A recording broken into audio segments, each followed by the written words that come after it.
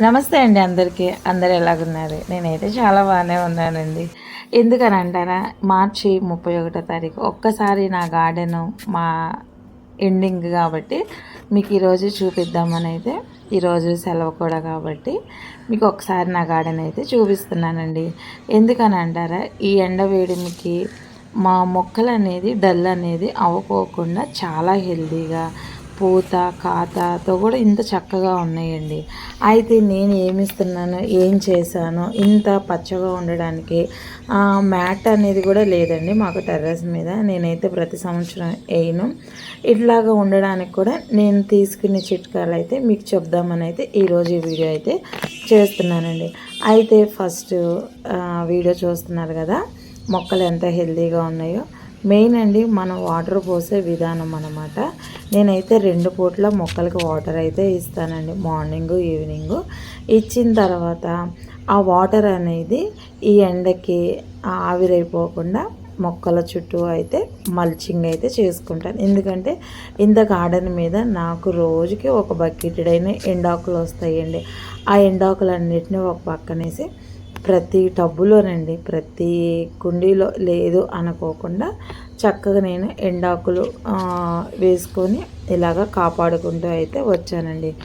అంతేకాకుండా ఈ కాలంలో ఎరువులు కూడా ఎక్కువగా ఇవ్వకూడదండి. ఎందుకని అంటారా, ఎరువులు ఇస్తే మొక్కలు చనిపోయే ప్రమాదం ఉంది. అందుకని చాలా మటుకు ఎరువులు అనేది ఈ 2 నెలలు అవాయిడ్ చేసేయాలండి.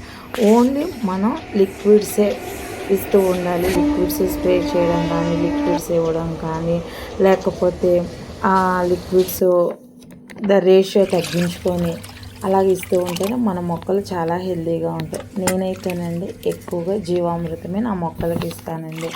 ఎందుకని అంటారా, ఆ జీవామృతంలోనే జీవం ఉంది కాబట్టి ప్రతిదీ ప్రతిరోజు అండి, రోజు ఇడ్చి రోజు మాత్రం ఈ జీవామృతం లీటర్కి ఒక 8 లీటర్ల వాటర్ కలుపుకొని ఇలాగ ప్రతి మొక్కకండి.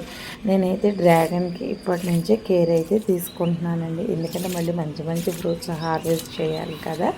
నా జీవామృతంలో వేడి అంటారు కానండి, వేడి ఎక్కువ ఉండదన్నమాట. మనం ఎంత ఎక్కువగా పర్మెంట్ చేసుకుంటే అంత హీట్ అనేది తగ్గి కూల్ అనేది వస్తుందండి. ఇదేనండి నా మొక్కల సీక్రెట్ అనమాట.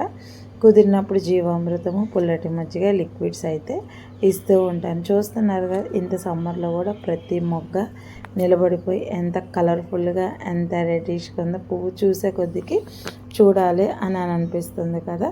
అయితే మీరు కూడా ఈ విధంగా మీ గార్డెన్లో మొక్కలకి చిన్న చిన్న పాటిస్తూ, అంతేకాకుండా మీ మొక్కలు కూడా ఇంతే పచ్చగా, ఇంతే హెల్తీగా మంచిగా ఉండాలి. ఈ 2 నెలలు మన మొక్కలు, అందరి మొక్కలు చాలా బాగుండాలని నేనైతే మనస్ఫూర్తిగా కోరుకుంటున్నాను. గార్డెన్ అయితే ఎలాగుందో మీ కామెంట్లో అయితే చెప్పండి. నచ్చితే ఒక లైక్ చేయండి, షేర్ చేయండి, సబ్స్క్రైబ్ చేయండి. సుకన్య గార్డెన్.